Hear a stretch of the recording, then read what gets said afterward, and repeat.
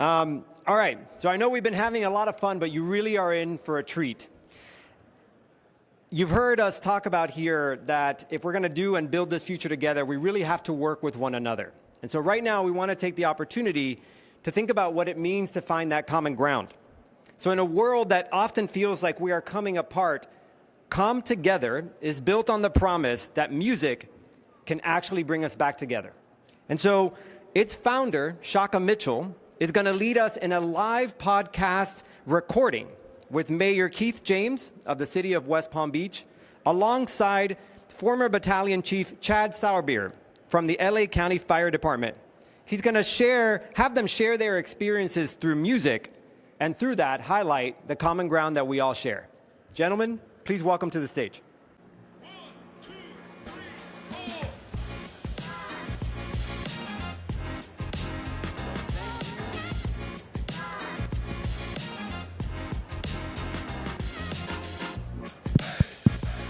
Check. Well, thank you and welcome to the Come Together Music Podcast. I'm your host, Shaka Mitchell, and in a moment, I'm going to welcome our fantastic guests up here. We are recording live from day 2 at the Tomorrow City USA Conference. This is the leading conference where civic leaders, private sector folks, nonprofit leaders from around the country are thinking about how American cities can truly thrive for decades to come. I wanted to know a little bit more about what motivates some of these leaders. I truly believe that this work is so important at the city level. Finding community also helps us find solutions to our civic problems at the city level too. Now, before I welcome our guests, I wanted to tell you a little bit more about the Come Together Music Project. Let me tell you a little bit about the origin story here. So in 2020, like most of you, when COVID hit, I realized that there were some things that I sorely lacked, namely community. I missed being in community with my friends. It was a very lonely time for all of us. Obviously, so much was lost during that time, including millions of lives, but we'd lost some of that connective tissue in our neighborhoods and in our cities. At the same time, polarization was at an all-time high in the United States. Civil discourse was at an all-time low. I don't know if you know, but nearly 40% of Gen Z says that they do not want to go home for family holidays because they're anxious about having political conversations with their family. And I thought, that is a terrible state of the world. We've got to do something about this. So I and some friends started getting together for something we called Song Swap. It's not really a path-breaking idea. We got together and we listened to music together. We did it on a monthly basis, and we would send around categories, prefab categories ahead of time, and we would respond to each of the categories with a song. So let me tell you, when you ask things like, what is a song you listen to in the shower, you can learn a lot about a person, right? When they tell you, if they're honest anyhow. One of the things, for instance, that I learned was that among my group of middle-aged American men, nearly everyone in the group was a Swiftie. Okay, so music was bringing us together, but here's the thing. I found out that we were learning more than just new music. We were learning about one another. When we asked for a song category about family, I heard my friend Dave talk about what it was like to drop his baby girl off at college. When we talked about a certain instrument, I heard my friend Matt talk about the relationship he had with his father. Now, I will say, one of those first weeks, or first months rather, the category was a song that you can't stand. And honestly, this one was easy for me. It was Montel Jordan, This Is How We Do It. That song I have always found just rubbed me the wrong way. But here's the thing. I really believe that music helps us find deeper connection with one another. It's such a sticky element as well. And what I mean by that is it sticks to memories. It helps us recall memories. It helps us recall even emotions. And so what we're going to do today is I've got two fantastic guests that we're going to welcome to the stage in a moment. I'm going to present them with a series of prompts, and they've got their musical selections that we're going to listen to together, and we're going to learn a little more about the stories behind why they chose that music. But in the process, I think we'll find that we've got so much more in common than what divides us. I think that's a lesson that we need to bring back to all of our cities if we're truly going to progress into the future.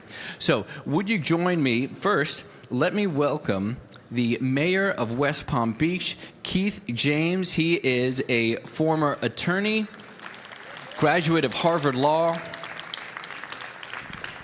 and he's graced this conference for a few days now. Thank you so much, Mayor James. Thank you for having me. Here, please. Right here.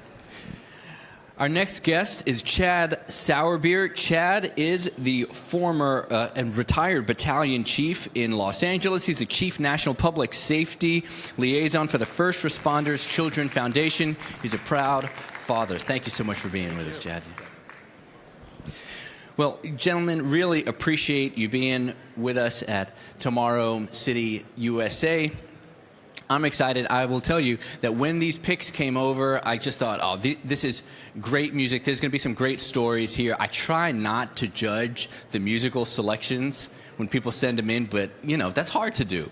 And I have to say, truly, I really appreciated all four songs. All four songs. Wow, okay. Okay, no pressure. No pressure.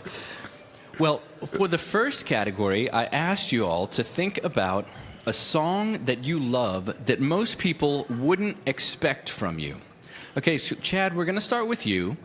Why don't you tell us what the song is? Tell us who it's by if you know who it's by, but tell us what the song is. We're going to listen to some of it together, and then we're going to hear why you picked that song. What's the song you chose that you love that people probably wouldn't expect? Thanks, Shaka. Well, I got to preface this a little bit by saying that this was more difficult than I thought it was going to be. So I'm picking a song that I'm not going to say I'm embarrassed by it, but it's a song that I'm going to have to defend because it's something that people wouldn't expect from me.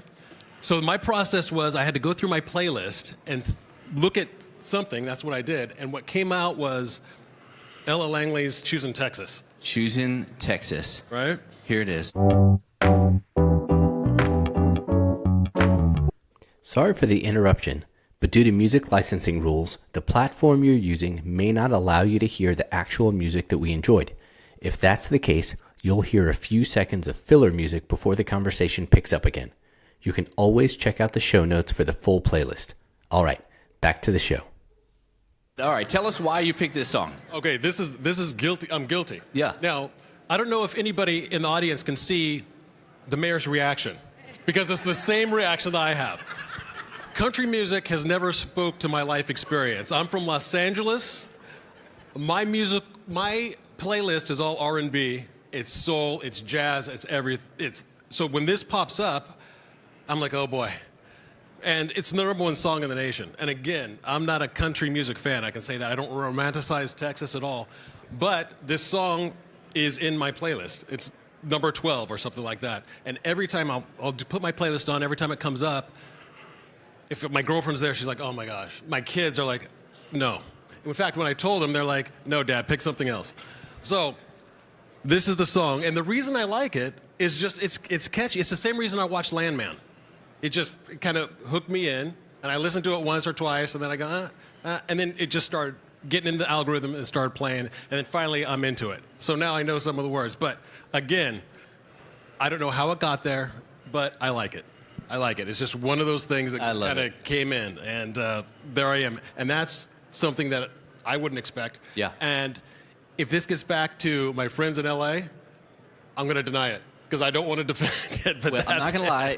This will be on the internet, so it's going to live forever. But we have an intimate crowd here, so I don't think it'll get too far. That's right. That's right. Well, you know, one of the things that I love, and I think music allows for this, is that I'm always surprised when I do these, right? Because you can't just look at someone and know what kind of music they're going to like and what they listen to in the car. I know you are stuck in a lot of traffic in LA. So, I'm sure there are a whole lot of things that hit your playlist, hit those, car speakers that we wouldn't expect. And so it's a way of reminding us that no one is really one-dimensional, and music kind of helps us peel back some of those layers. Yeah, it was a surprise to me. Yeah. Well, Mayor James, you've got a great song. Tell us what it is. We'll listen to it. And then really curious as to how the Harvard Law graduate picked this song. So tell us what it is. Well, first of all, I'm glad you went first. Because I was very nervous about this interview. I mean, I stayed up nights trying to figure this out. But It wasn't easy. Since you did the whole Choosin, Texas thing, I'm all right. Okay. The song that I selected is One Nation Under a Groove. See, I got a little audience out there. That didn't happen with you. Actually, it was my wife. So. That's what I heard. I went out on a limb, Mayor. I went out on a limb. Vulnerability. I know. Appreciate the vulnerability, I Chad. pass no judgment. I pass no judgment, yes. So One Nation Under a Groove, if you want to cue it up, but I do have a story behind it. All right, let's listen to it. One Nation. By Parliament-Funkadelic, if anybody doesn't know. My staff didn't know. They had to Google it. Here it is.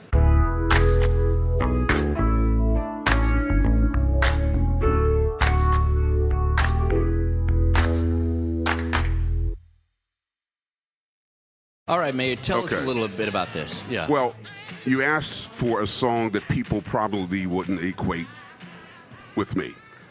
And your question and the way you phrased it gave a little bit of insight. What is a Harvard lawyer doing listening to a song like this? But I'll tell you what, this song came out in about 1975, 1976. I was a freshman at Harvard. All of you have been freshmen. You have a sense of independence. You're getting away from mom and dad. I moved from Wichita, Kansas to Cambridge, Massachusetts. I'm on my own. And I felt so liberated. And this song kind of captures that spirit that I had as a young college student of total liberation, relatively carefree. I had to study and stuff like that. But this was, so it just brings back to my mind memories of those days. Needless to say, I'm not nearly as carefree now as I was then, but that was before you're burdened with family and jobs and running a city and that type of thing.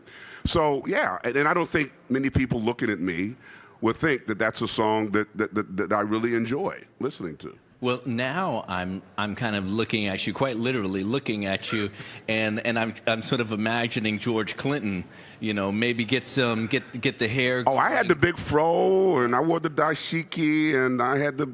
All right, now you're asking for too much. Now, let's slow down. Let's slow down. I got caught up in the moment.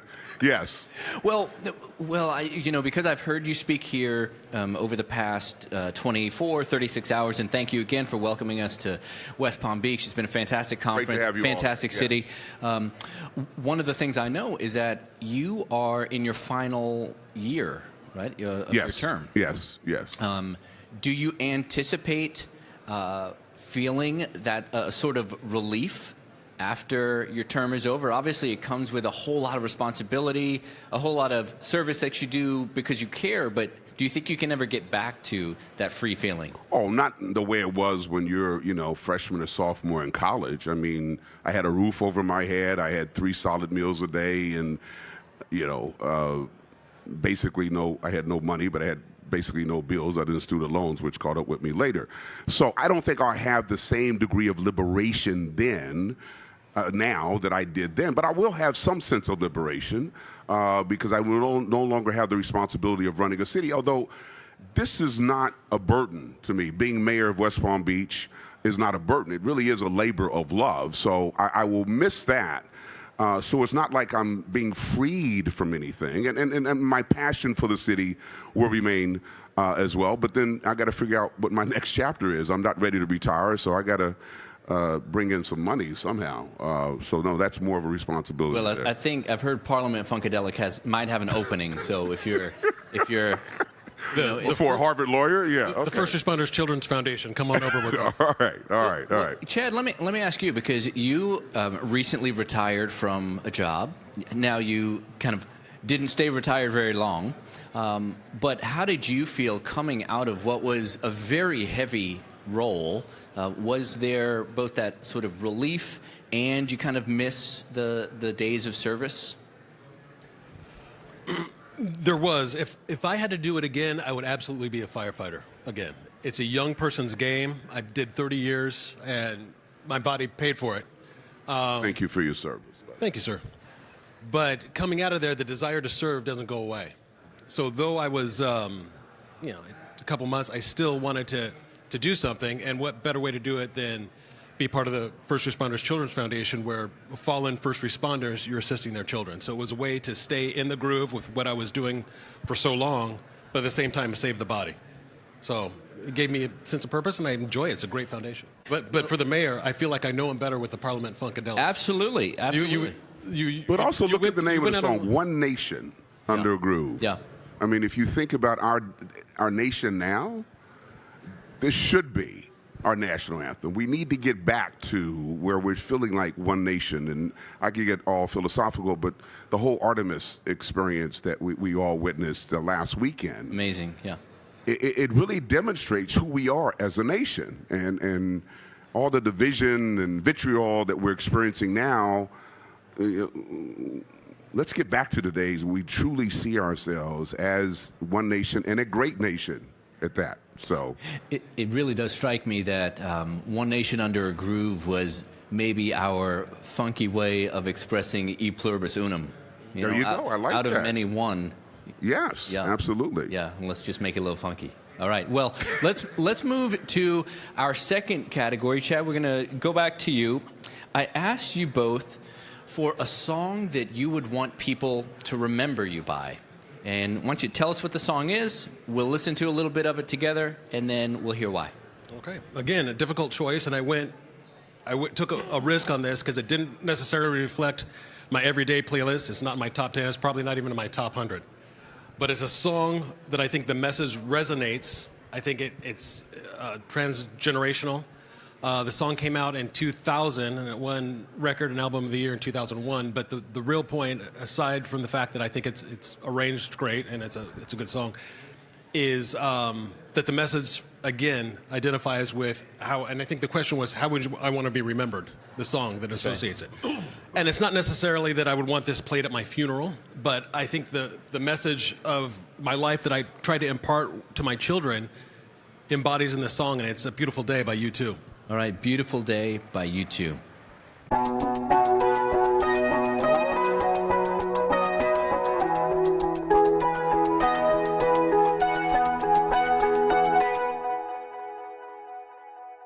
Okay, yeah, it's a beautiful day. Although the verses, I went back and listened to it. You gave me occasion to listen to it.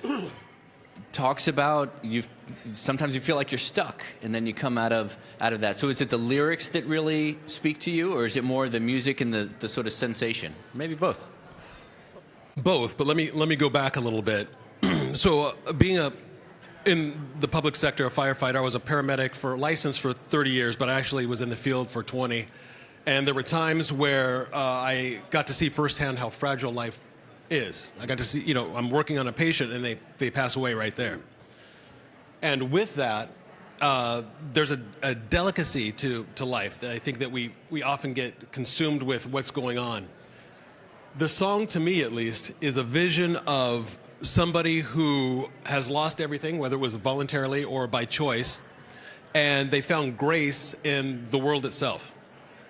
And what I try to impart to my two boys, who are also firefighters, is that you have to live in the moment. There's a line actually two verses in the song where it says, what you don't have, you don't need now. What you don't know, you can feel it somehow. But what you don't have, you don't need now. So in the first world, I think most of us have exactly what we need. We're not, most of us, I say. So if we're searching for likes and we're searching for material things, I think we miss a lot of what's going on right now. We're trying to get likes. We're trying to, all that, and we're missing what's going on right now, the beauty of the world. So that was the message that I tried to impart to my two boys, like live in the moment. Look for what you have now. Don't search, try to elicit approval from total strangers all the time. Don't get caught up in that. And that's the message that I would want to be associated with me, at least with my life. And that song kind of embodies that. I really appreciate that. Thank you. And indeed, I mean, once again, thanks for your service. But yeah, you've seen people in some of their darkest moments. And so to think about how you bring some of that light and grace and hospitality and love into those moments, I think is really amazing. I think it also speaks to your character. So yeah, really tremendous song. Great pick. Thank you. All right, Mayor James. Well, what about you? And what is the song that you chose that you would like people to remember you by? Higher Ground by Stevie Wonder. Higher Ground, Stevie Wonder. I like it because it's aspirational, and I hope that I am remembered for being an aspirational leader. Yeah. It leaves you. It leads you toward trying to do more. I get to your point about appreciating the present. What this song does is it inspires me to keep pushing for that next level, not because I'm dissatisfied, but because there's more work to be done. And so I would hope that I am remembered for someone who kept pushing to get to that next level. Yeah. Well, let's listen to a little bit of it. Higher Ground by Stevie Wonder.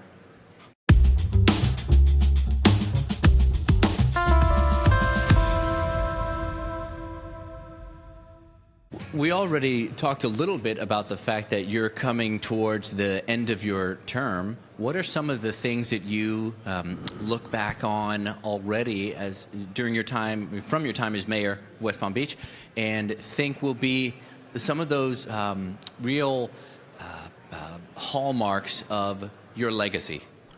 That's a very good question, and there are a number of things, but the thing that stands out. Well, there are a number of things, including our municipal golf course, the park, which we brought from the depths of despair and is now a highlight of our city. But I would also go to the historic Sunset Lounge. To those of you who don't know, the Sunset Lounge is a music venue, literally just a few blocks from here, that was part of what they used to call the Chitlin Circuit from the days of segregation. So, you know, it was the only place in Palm Beach County where black artists could perform. Artists such as James Brown, Duke Ellington, Ella Fitzgerald, Dizzy Gillespie have all performed there.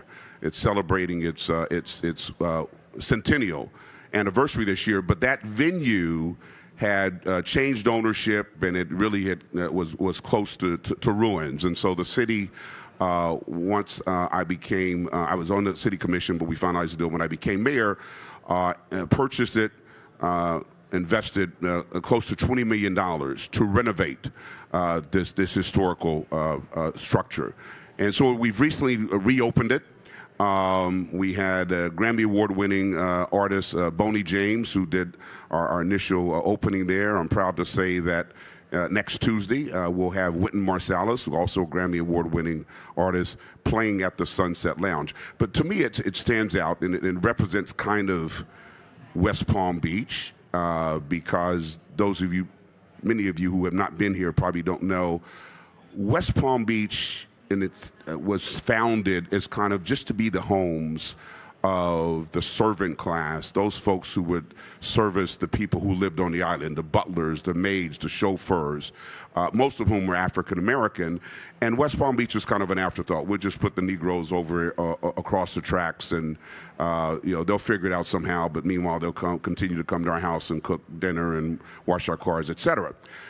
And now look at West Palm Beach now, but that's a whole nother story. But having the historic Sunset Lounge 2.0, which I'll call it, renovated, and now being the home to some of the finest musical artists, I believe, in the world, is a tremendous legacy. And it's kind of like West Palm Beach used to be the ugly stepchild, right?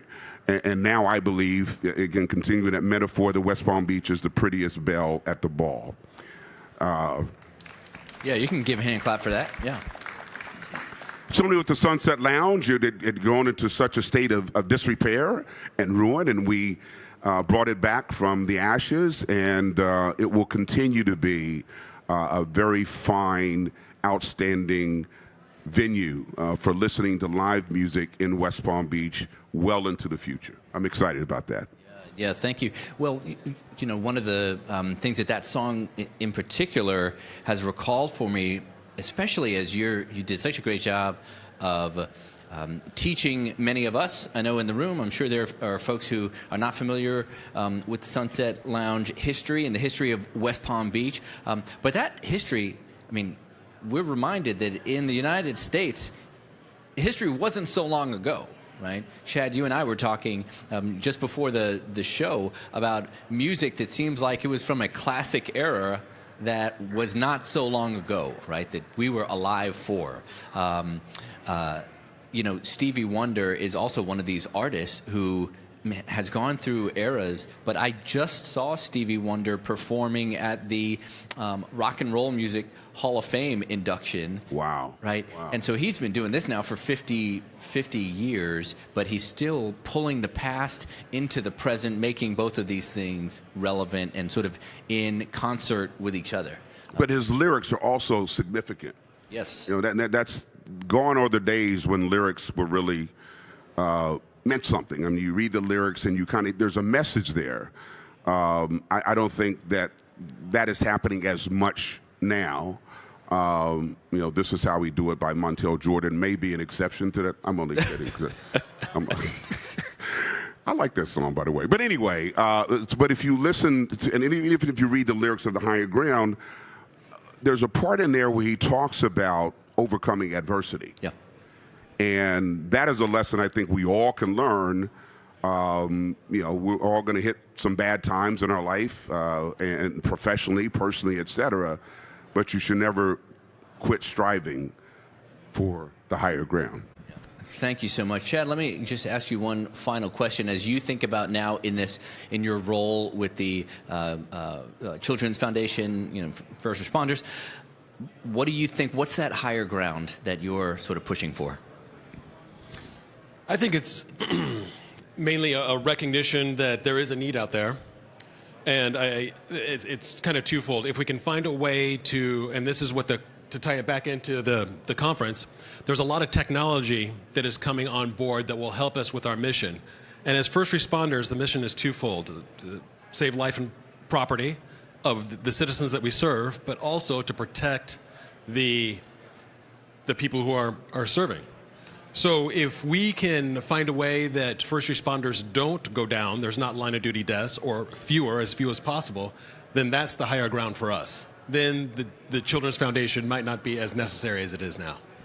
So I think, at least in this world that I'm in now, to try to make it as safe as possible for our first responders. And that includes, you know, technology, more tools, more arrows in the quiver to help us do our job better, but also to recognize that first responders need that support financially as well. Yeah. Thank you very much. Well, friends, I want to really thank you for sitting in on this live taping of the Come Together Music podcast. Hopefully you've seen how music can deepen existing relationships, but it can help create new ones. It can build bridges within our community. I think that is sorely needed. If you want to learn more about our project, you can go to cometogethermusic.org, where you can find versions of the podcast on YouTube and Spotify, Apple Music, your favorite streaming platforms. But would you join me in thanking our guests, Mayor Keith James and Chad Sourbeer? 1